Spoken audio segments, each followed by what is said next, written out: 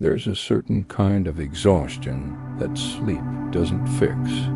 You wake up after 8 hours and still feel heavy, not in your body, but somewhere deeper, as if your soul is carrying invisible luggage you can't put down.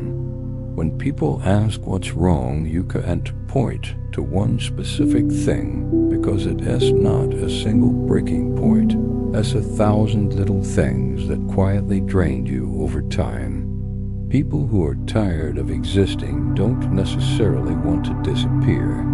They just want the noise to stop, the noise of expectations, the noise of comparison, the noise of pretending to be okay when every day feels like a performance you never auditioned for.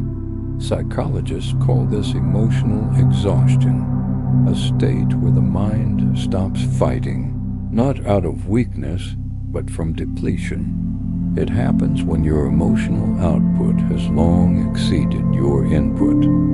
On the outside, people may look functional, working, smiling, handling responsibilities, but inside everything feels muted. Joy seems distant, like a language you once knew but can no longer speak. This exhaustion is biological too. The brain, under prolonged stress, begins rewiring itself for survival, filtering experiences through fatigue, slowing the reward system, weakening dopamine responses, and dulling motivation, the spark that gives life meaning. When someone says, "I'm just tired," it's not laziness, it's the mind signaling that it's been carrying too much for too long.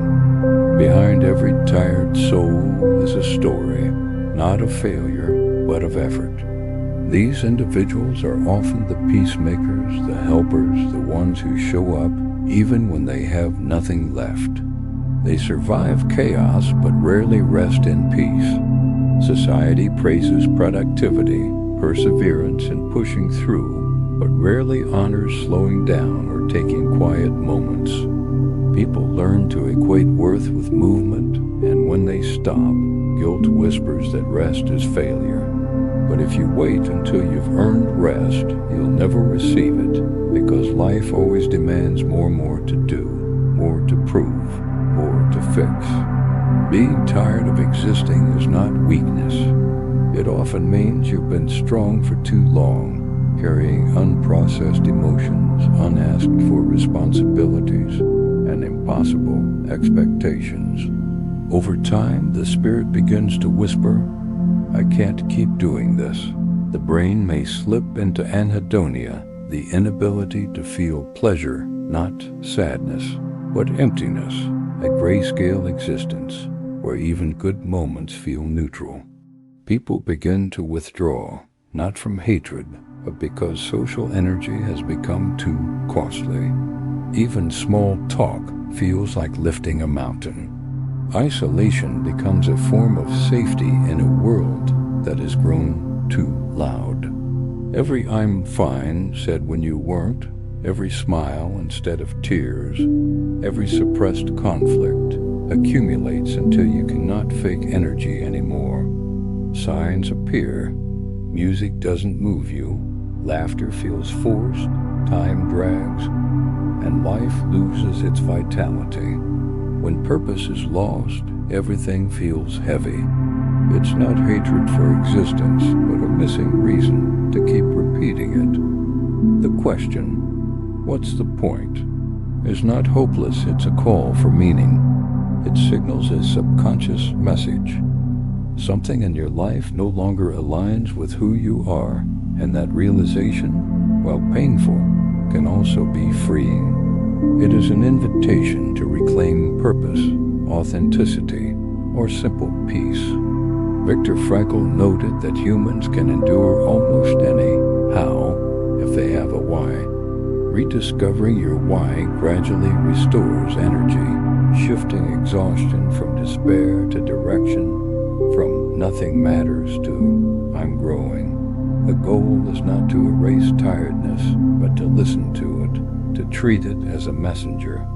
Perhaps it signals a draining job, a lifestyle that no longer fits, or a version of yourself that survived but doesn't thrive.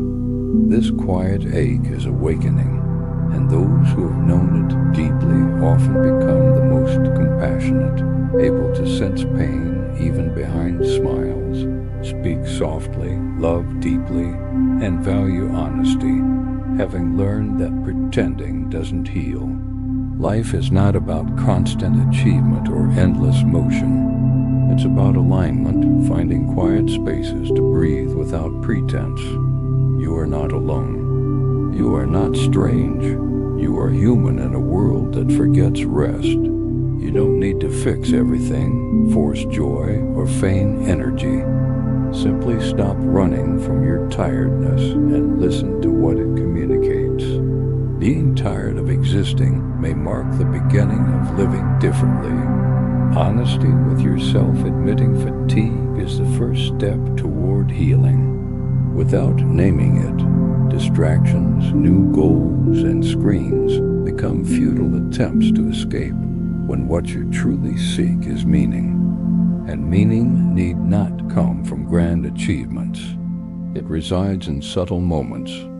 Watching rain hit the window, hearing a song that understands, sitting in silence without performance. Rest is not laziness, it is repair. Emotional rest reveals how much of life has been about avoiding pain rather than creating peace. Humans prioritize safety above happiness, so even a life that looks fine on the outside can feel hollow within. When you're tired of existing, it's not a desire to give up, it's a call to something deeper. Existential fatigue arises when the soul tires of living without purpose. Comfort, stability, and success cannot substitute alignment with your true self. This emptiness prompts questions about career, values, and relationships, not from confusion, but because the soul is ready to stop pretending. Energy stems from alignment.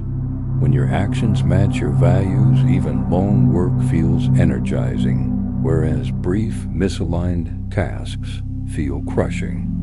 The first steps are small acts of honesty, noticing drains, nourishing sources, and the parts of yourself always striving to appear strong. Healing is a quiet return, not performance. You realize the world isn't asking for perfection, you are. Impossible standards built from fear keep you running, but peace emerges through acceptance. Embracing exhaustion without shame transforms self-treatment. Listening deeply, questioning gently, and rediscovering wonder in subtle beauty. The sunlight spilling, the aroma of coffee, the resonance of a song. Feeling, often unlearned with age, reconnects you with life. Healing comes not through control, but surrender, allowing tears, rest, and uncertainty without guilt. Even all small intentional experiences rekindles life, improves satisfaction, and eases burnout. Emotional exhaustion, once a burden, becomes a compass pointing to what no longer serves growth. Gradually, heaviness lifts as mind and body relearn trust in rest, reflection, and alignment. Purpose, curiosity, and wonder return. Life, though imperfect, can be rebuilt with presence, intentionality, and small acts of conscious living. Laughter resurfaces, curiosity revives, and experiences regain richness. Fatigue no longer defines you. It teaches, guides, and affirms that your life matters, not for productivity, but for depth of feeling, thought, and being. Choosing awareness over autopilot lets the inner rhythm set the pace, showing that slowing down, protecting energy, and honoring yourself are not indulgences, but necessities. Even gradual transformation strengthens resilience, patience, and self-compassion. Life's depth is found not in doing, but in alignment with values, reflection, and genuine connection. With each mindful choice, a foundation for conscious living emerges, demonstrating that even amidst challenges, vibrancy, authenticity, and fulfillment are possible. The once muted joy returns, not from a changed world, but from listening, responding, and moving in harmony with oneself. Challenges remain, yet exhaustion becomes a teacher rather than a definition. The pause, the breath, and gentle awareness mark the beginning of a life lived fully, deeply and consciously, revealing that even from heavy fatigue, a richer, more awakened existence can unfold.